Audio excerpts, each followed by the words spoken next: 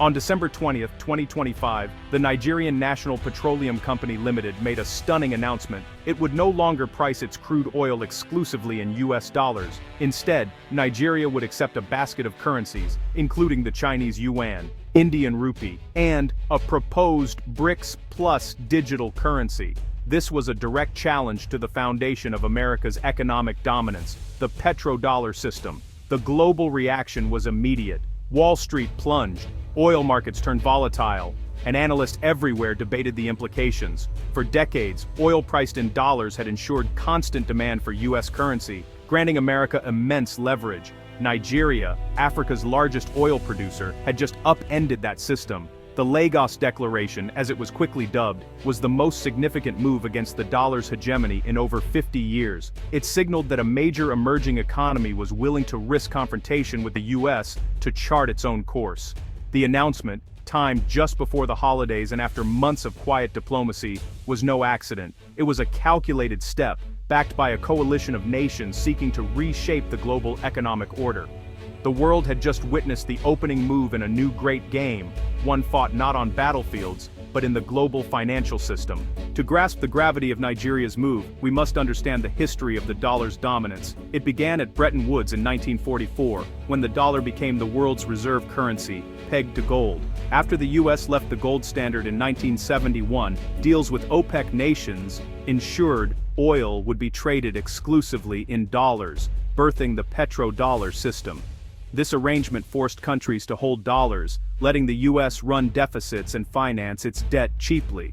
It also gave Washington a powerful tool, the ability to sanction and isolate adversaries from the global financial system. But for developing nations, dollar dependence brought vulnerability. US monetary policy could trigger crises worldwide.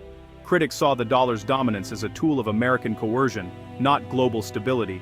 Attempts by Russia, China, and Iran to challenge the system lacked the collective weight to succeed, until now.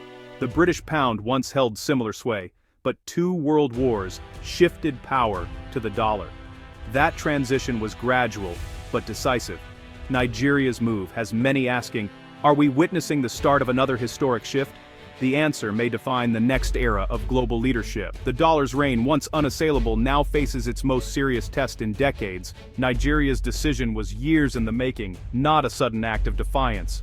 The BRICS Plus bloc, now including key global South nations, had quietly built an alternative financial system, aiming for autonomy from Western dominance. Central banks increased gold reserves, established currency swaps, and launched the new development bank as a non-Western alternative to the IMF and World Bank.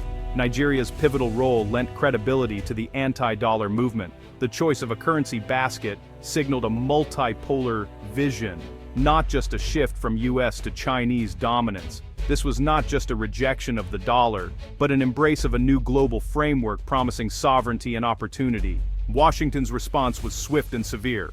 President Trump denounced Nigeria's move as economic warfare and vowed retaliation. The US imposed sanctions on Nigerian officials and financial institutions, freezing assets and escalating tensions. The Pentagon raised military readiness, hinting at a possible naval blockade to disrupt Nigeria's oil exports. The message was clear. The dollar's dominance was a vital national security interest, to be defended at all costs. Yet this aggressive posture risked backfiring, galvanizing opposition, and accelerating the trend away from US primacy. The American establishment's anxiety was palpable. The exorbitant privilege of the dollar was under threat. The administration's response was about more than economics. It was about defending America's place in the world. But the show of force revealed a deeper fear that the rules of the game were changing, and the US could no longer dictate them. Instead of restoring order, America's fury risked isolating it further. The world was watching and recalculating. History is full of moments when empires faced their reckoning. Rome's decline began with overreach and currency debasement. Britain's ended after the Suez Crisis exposed its weakness. Imperial decline is rarely sudden. It's a slow erosion, triggered by internal decay and external challenges. The US now faces a similar test, overextended, burdened by debt, and challenged by rising powers. America's instinct, doubling down on military and economic threats, echoes the last gasps of past empires. But history shows that coercion rarely restores lost dominance. Instead, it often accelerates decline, pushing rivals to build their own systems. Nigeria and the BRICS Plus coalition fit this pattern, offering an alternative as America clings to old tools. The lesson is clear: adapt or risk irrelevance. In Nigeria, the government's move sparked national pride and unity. Lawmakers rallied behind the administration, framing the issue as one of sovereignty and economic prudence. On the streets, anxiety mixed with exhilaration. Many saw this as a long overdue break from neo-colonial control. The government managed the narrative skillfully, portraying U.S. threats as the reaction of a declining power. Nigerian diplomats emphasized this was not anti-American but pro-sovereignty, a message that resonated across the global South. Business and intellectual elites saw the move as the completion of independence political freedom in 1960, now matched by monetary independence. Far from intimidating Nigeria, American threats only strengthened its resolve.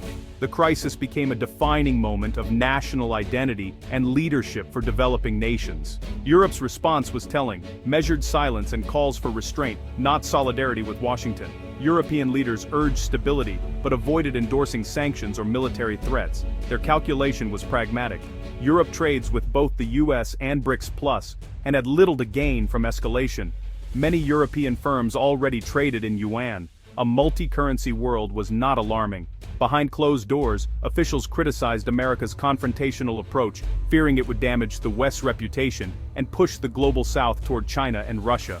Europe saw itself as a mediator, not an enabler of American belligerence. The crisis exposed a growing divergence between US and European interests. In its moment of fury, America found itself increasingly isolated.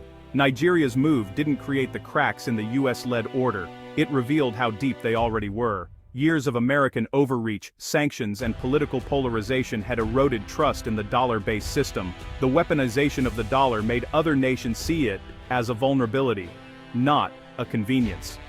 Meanwhile, China and others offered an alternative model: development, investment, and respect for sovereignty.